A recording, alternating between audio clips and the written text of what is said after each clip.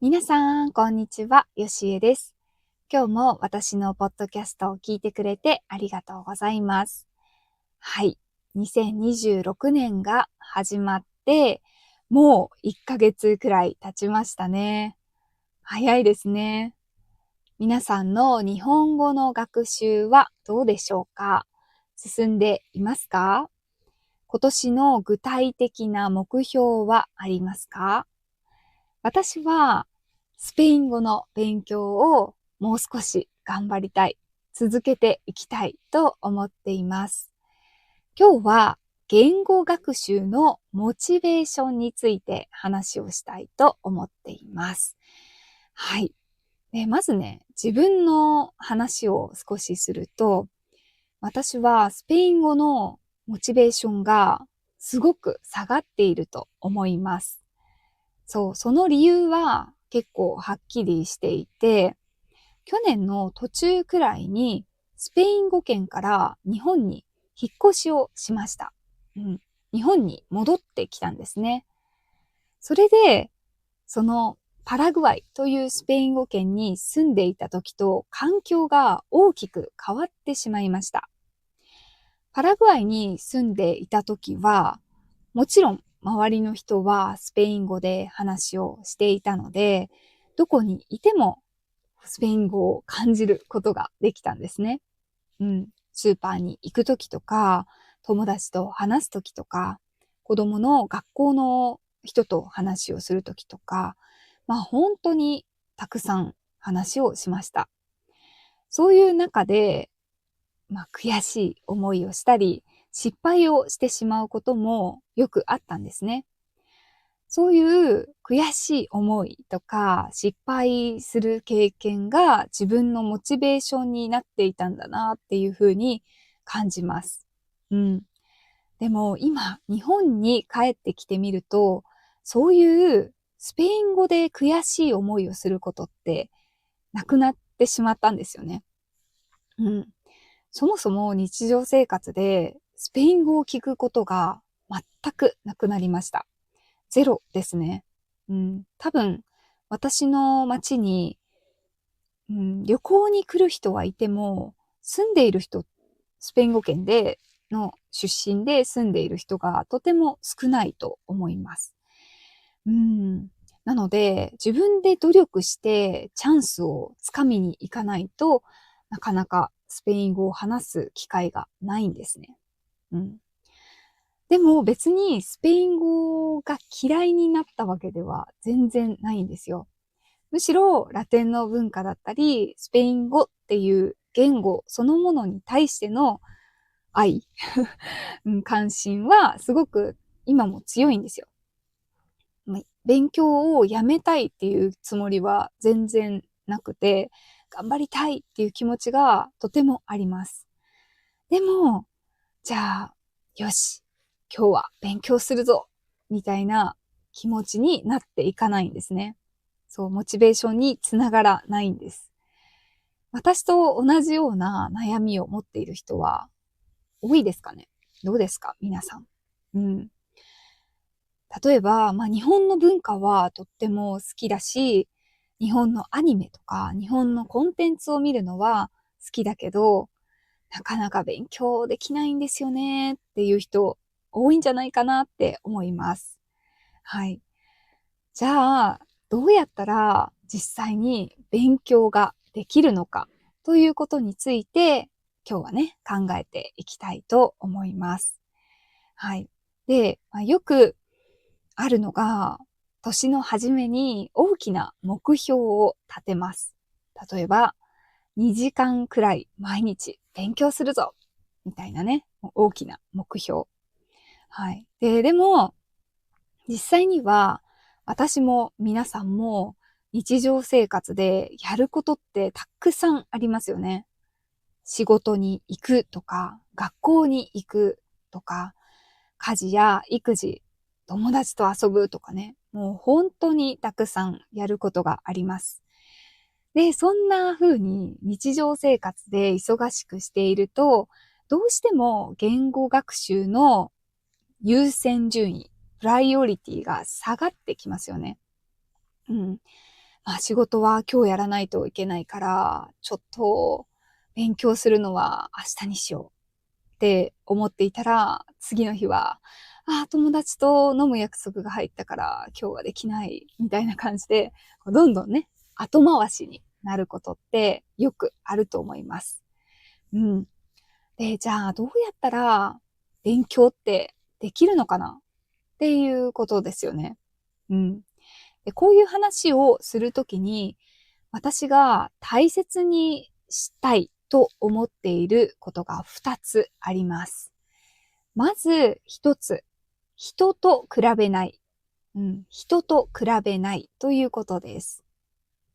やっぱり皆さん、勉強をしていたり、日本について調べたりしていると、YouTube とかで N1 に半年で合格しました。みたいな人ってたくさんいますよね。うん。とか、日本人じゃないのにネイティブみたいな日本語の発音してるとか、いろんな人が出てくると思います。で、そういう時に、自分ってこの人に比べてダメだなとか、もう2年勉強してるのに、半年で勉強した人に全然追いついてないとか、そういうふうに比べる必要がないと思います。比べることに意味はないと思うんですよね。それは、それぞれ置かれた環境が全く違うからです。もしかしたら、その人は、たくさんお金をかけて勉強したかもしれない。もしくは、周りにたくさん日本人で助けてくれる人がいたかもしれない。とか、たくさんの要素があって、一人一人の環境があります。だからね、そういう、目立つ人っていうのは、たくさんいるんですけど、まずは比べないということを頭に置いておく必要があると思います。その上で、自分の目標は何なのかということを、思い出しておくことが大切だと思います。それは、例えば、そういうすごくネイティブみたいに発音する人を見て、いいなーっていますよね。思うけど、じゃあ自分の目標はどこまで上手になることなのかというのを考えないといけないと思います。そう。例えば、私はスペイン語を勉強しているんですけど、ネイティブみたいに上手になる必要はないと思っているんですね。そう、もちろん発音とかも頑張りたいけど、まずは自分の目指すレベルがあります。それはネイティブと問題なく会話ができて、自分が言いたいことを、言い換えながら、簡単な言葉に直しながらでも伝えられる力をつけることです。はい。そう。だから、多分 C2 とかのレベルには目指してなくて、B2 とか C1 ぐらいのレベルでいいと思っています。はい。なんなら、そういうテストで測れないコミュニケーション力とか、そういうのも身につけていきたいなって思っていますね。はい。皆さんはどうでしょうか？目標として、例えば、私のようにネイティブと問題なく会話ができるとか、日本に住んで仕事ができるレベルとか、発音よりも読む力が欲しいとか、人それぞれ持っている目標が違いますよね。なので、紙にね、目標を書くとかもとってもいいと思います。そう、まずは、人と比べずに自分の向かう方向を決めるということがとっても大切だと思います。はい。で、実際に、じゃあ勉強するってなった時に、よく言語の専門家の人は習慣化をするといいよって言いますね。それは、例えば、歯磨きとか顔を洗うみたいに、毎日当たり前にやっていることのように学習をするということです。はい。皆さんが歯を磨いたり、顔を洗うことって、何もエネルギーを使わずにやっていますよね。もう毎日当たり前にやっていることです。そういう感じで学習を自分の生活に取り入れるということが大切と言われています。例えば、毎日家に帰ったらすぐに机について10分間だけ勉強するとか、他にも、例えばこの部屋に入ったら勉強をする。そして、この部屋以外のところでは休んでもいい。みたいな感じで、場所と習慣をつなげるというのもありますね。はい。で、実際にこれはすごく有効だと思います。すごく効果があるやり方だと思います。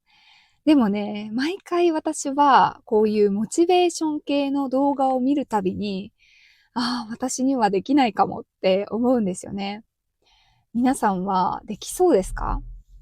勉強を習慣化する。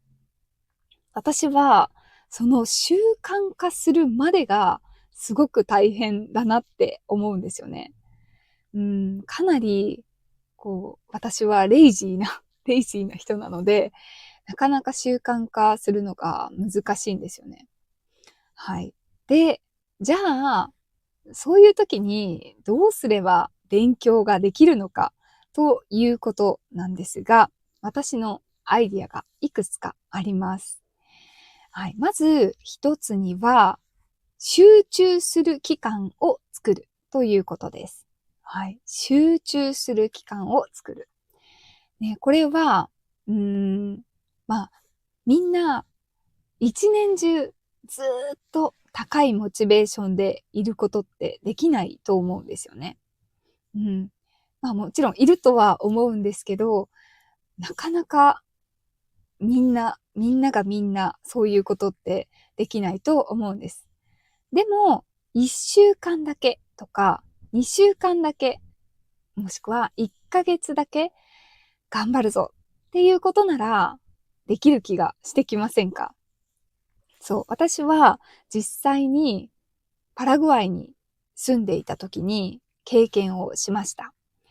パラグアイにはだいたい2、3年くらい住めるということが分かった状態で行ったんですね。でも2、3年って言語を勉強するにはすごく短いよなって思っていました。うん。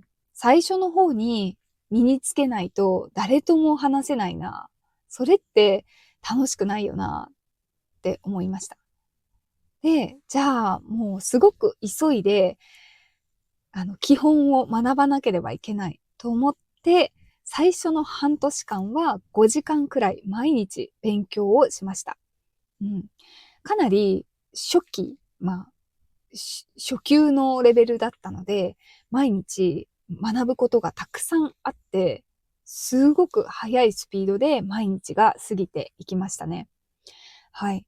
で、これは日本語の初級の人にも言えると思うんですが、初級の人ほど集中した期間で学ぶことが大切だと思います。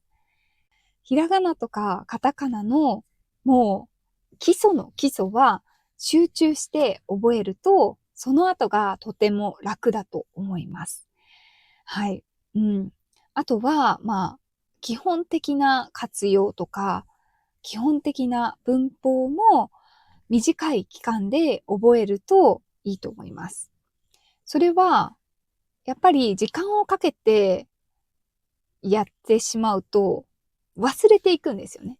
そう、忘れていくし、達成感を感じられない時間が長引いてしまいます。そうすると、初期の人はかなり勉強が辛くなってくると思います。ね。ひらがなとかカタカナが読めるようになると、勉強できること自体もすごく広がるので、まずは集中して基本を勉強するといいと思います。はい。で、じゃあ、その1週間とか2週間、1ヶ月以外の期間は全く勉強しなくていいかと言われると、もちろんそうではありません。私はいかにストレスが少なく勉強をできる方法を探すかというのがとても大切だと思っています。例えば、YouTube とか好きなアニメ、ドラマ、日本の音楽とか、何でもいいので自分の好きなことで日本語に触れられる機会を増やすということですね。朝、会社に行くときに日本語のポッドキャストを聞きながら行くとか、あとは、家に帰ってきてテレビを見たくなったら日本のドラマを見るとか、そういうふうに生活の中でいくつもノンストレスの日本語コンテンツとか日本語アクティビティを増やすということがとてもいいやり方かなと思いますね。はい。そう、最近私は筋トレを始めたんですね。で、筋トレがとにかくこれまで、筋トレっていうか、エアロバイクで走ることなんですけど、そう、エアロバイクで走り出したんですよ。で、これまでは、筋トレとかをするのが、もうどうしてもなんか自分にとってすごくストレスで、ジムに行ってお金を払ったらやる気になるかなとか、いろいろ考えていました。でも、ジムに行くって、ジムで1時間、で、ジムまでの往復とか、シャワーを浴びることを考えると、2時間くらいいるよなとか思って、なかなかね、行けませんでした。そう、ジムまで行けませんでした。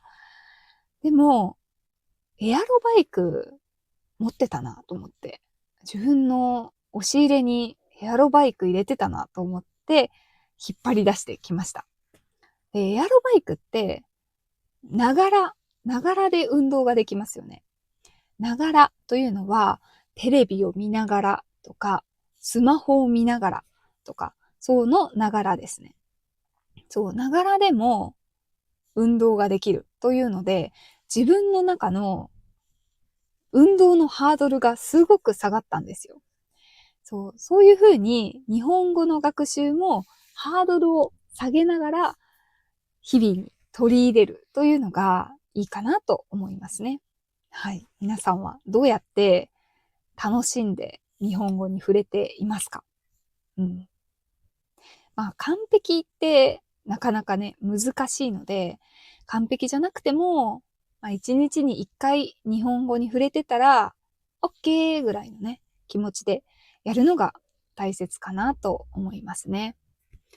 そう、私のスペイン語に関して言えば、YouTube とかでスペイン語のコンテンツを見るということはずっと続けていますね。あと、レッスンはもう絶対やり続けようと思っています。そう、やっぱり、あの、YouTube を見るだけだと話すことがないですね。なので、話さないと自分のレベルが下がっていくということが分かっているので、週に1回は先生と話そうと決めています。で、そのレッスンを取るっていうことも自分にとってはストレスではないんですね。もうただただ楽しい。そう。だから、レッスンの中でめちゃくちゃ成長できたらいいけど、できなくても受けたら OK ぐらいの気持ちでいますね。完璧じゃなくても続けていることがとても大事、大切だと思います。で、二つ目の、日本語を勉強するためのアイディアとしては、ジャッジされる機会を作るということですね。自分の日本語をジャッジされる機会。ちょっと怖い響きがしますね。ジャッジされるって。でも、これは別に怖いことではなくて、例えば JLPT を受けるとか、留学をするとか、日本に旅行をするとか、そういうことです。はい。自分が日本語を話して周りの人から見られるということです。やっぱりね、誰とも話さず、誰にも見られず、一人で勉強をするって、多くの人にとって結構難しいと思いますね。そう、モチベーションになりづらいと思います。でも、じゃあ、JLPT 受けるぞ。お金も払ってるし。と思うと、その目標がないよりは、やる気になりませんか？ましてや、留学するとか、旅行するってなると、ものすごくお金がかかるし、自分の時間もたくさん使いますよね。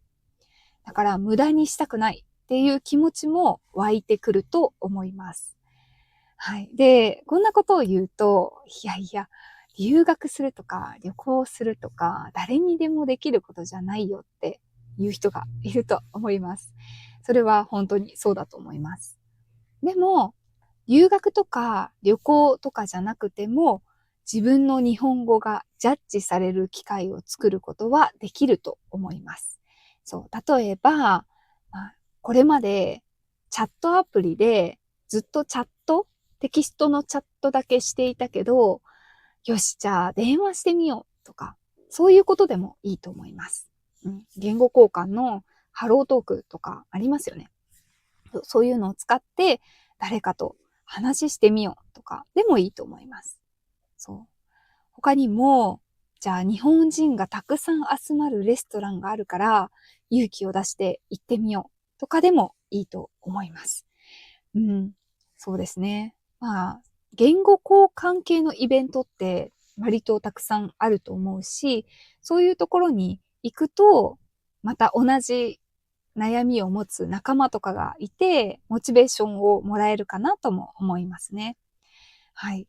で、何が言いたいかというと、そういう自分が日本語を話して他の人に見られる機会というのは、どんな環境の人でも作ることができると思います。ね、今の時代、携帯もあるし、いろんな日本系のレストランとかもあるし、勇気を出してみるのもいいと思います。はい。で、いろいろ言ったんですけど、何が一番伝えたいかというと、無理をしないということですね。はい。そう、無理をしない。さっきも言ったんですけど、やっぱ続けるっていうことはとても大切ですね。多くの人が言語学習をやめるときっていうのはきっかけがあるわけじゃないと思うんですよね。日本が嫌になったとか、毎日やっている勉強が難しすぎてもう無理ってなるっていうわけではなくて、自然に時間が減っていって、気づいたら続いてないわっていうことがとっても多いと思います。なので、ちょっとでもいいから続けている自分をまず褒めてください。そう、今こうやって日本語の YouTube を見て聞き取ろうとしている皆さん、本当に素晴らしいと思います。少しでも続けている限り、皆さんの日本語の能力がゼロになることはないんですよね。できなかった自分を責めるのではなくて、続けれている自分を褒めてください。そしてまた次の日、少しだけでも頑張ってみようという気持ちになれたら最高だと思います。はい。どうでしたか？今日はちょっとね、モチベーションについて話をしてみました。皆さんが今年どういうことを日本語でやりたいのか、どういう目標があるのか、またコメントで教えてもらえるととっても嬉しいです。はい。今日の動画のトランスクリプトは私のペイトリオンでゲットすることができます。はい。今日の動画が面白いね、いいねと思ってくれた方は、ぜひチャンネル登録と高評価、そしてインスタグラムのフォローもお願いします。それではまた次の動画でお会いしましょう。バイバーイ。